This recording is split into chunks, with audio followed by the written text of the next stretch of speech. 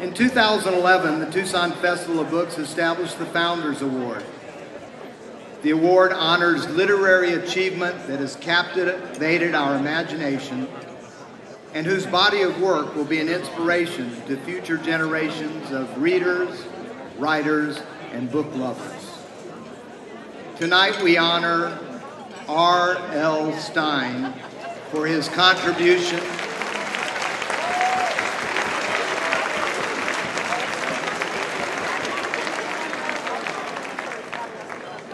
We honor R.L. for his contribution to literature and literacy. R.L. Stine says he has a great job, giving kids the creeps. After graduating from Ohio State University, Bob headed to New York City to become a writer. 17 years later, he turned scary when he wrote his first teen horror novel, Blind Date. The book became an instant bestseller. Many scary novels followed, including Fear Street, one of the best-selling young adult book series in history. Goosebumps began in 1992.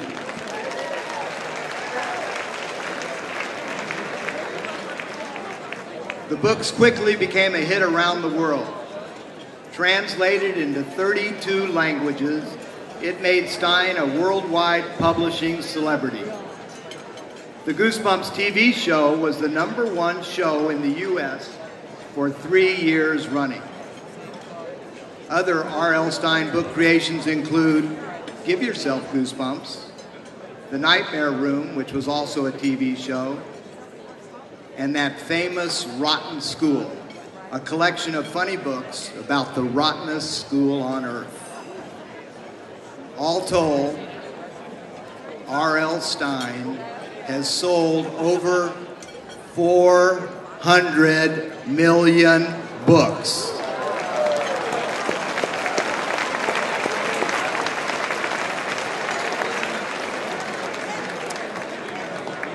These days, he is busier than ever and recently released his first thriller for adults, Red Rain.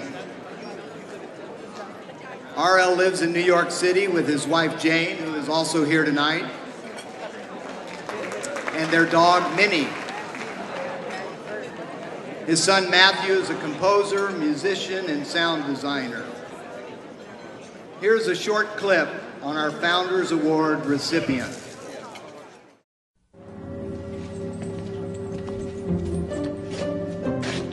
Oh, hello. I'm R.L. Stine. I write the Goosebumps books. Today's story is A Night in Terror Tower. It all begins right here, in the torture chamber. Eddie and Sue are about to make their first visit. It might also be their last. I was a weird kid. I would just stay in my room, typing. I found this old typewriter up in the attic. I dragged it down to my room. And my mother would be outside my room saying, "Go outside and play. What's the matter with you?" And I'm in there typing. "I can't. I'm writing a novel." The most exciting reading things for me were these amazing horror comics that were around when I was a kid. Tales from the Crypt and The Vault of Horror. They were amazing, horrible, gruesome, bloody comics. I loved them. I always tell kids, young people, that, you know, mostly things that happen to you, it's an accident. You can't really plan a career. It almost always is an accident. I always just wanted to be funny. And I came to New York wanting to write funny books, and I did a humor magazine for 10 years for kids called Bananas. And I just wanted to be funny. And then one day I was having lunch with a friend of mine. She was a publisher at Scholastic, and she said, "You know what? I need a good scary novel for teenagers. Go home, write a book for teenagers called Blind Date." And I was at that point in my career when you didn't say no to anything. I said, "Sure, no problem." I didn't know what she was talking about. What did she mean, a scary book for teenagers?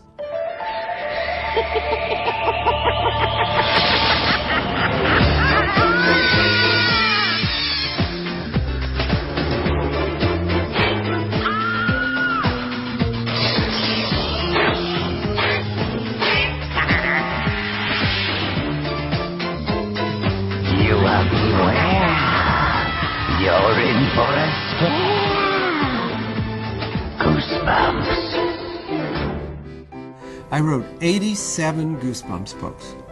That's a lot of books for a human. Just took off all over the world. Not through advertising or hype or anything, through promotions, just kids telling kids. There's some kind of secret kids network out there. I think the whole point of my career has been about getting kids to read, and that's what I'm most proud of. All I want kids to take away from these books is the fact that you can turn to reading and just be entertained.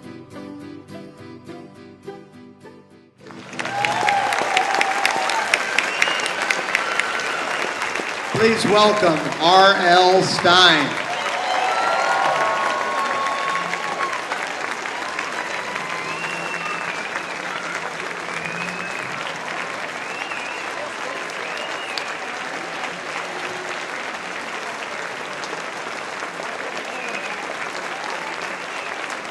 He deserves every minute of this.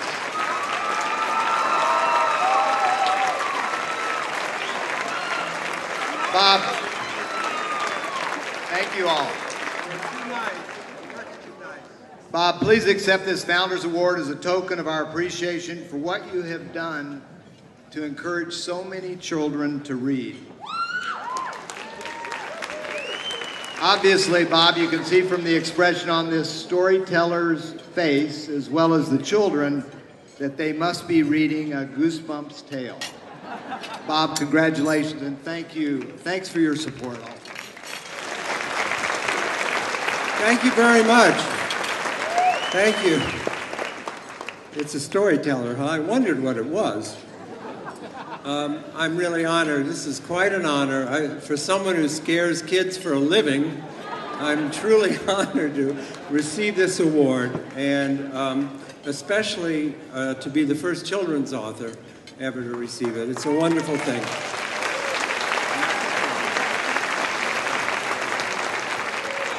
I'll tell you why I'm especially happy to be here tonight.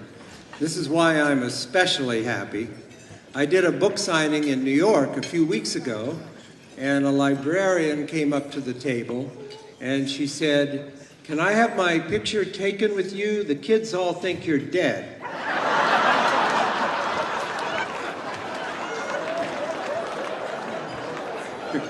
So that's why I'm especially happy to be here. Actually, it was a very weird book signing. The very next person in line was this young woman in her 20s, and she stepped up. She was covered in hideous tattoos. She had snakes around her neck and a dragon on her arm. It was just covered in tattoos. And she came up to the table and she shook hands with me and she said, "You're the biggest influence on my life."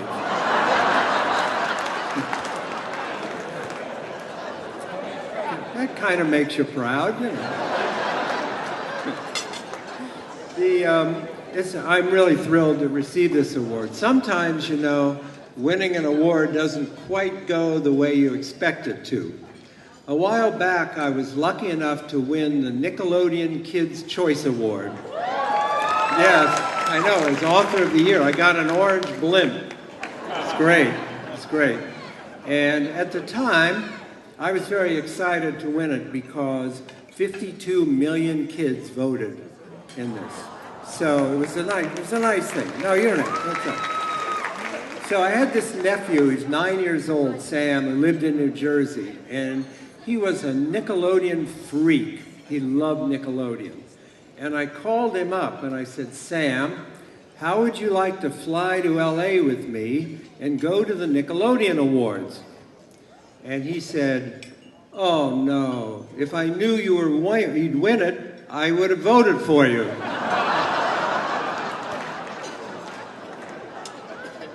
I took him to LA, but I left him there. Actually, he voted for Shel Silverstein, that's pretty nice, right? Well, I've had a lot of exciting things happen in my career of writing for kids. And as I say, I'm very proud of all the kids who learn to read and learn to love reading from my little books. And one of the great things, I have to tell you, writing for kids, is that they write to you. and I get amazing mail and just incredible letters from kids. And I thought you might like to hear some of my favorite letters. Here they are. Dear R.L. Stine, I'm a big fan. I really love your Fear Street books, but I have one question. Why do they end without making any sense?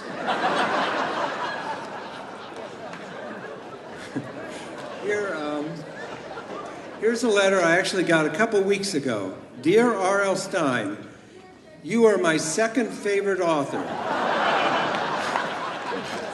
That was the whole letter. That was it. That was it. Just, keep me in suspense.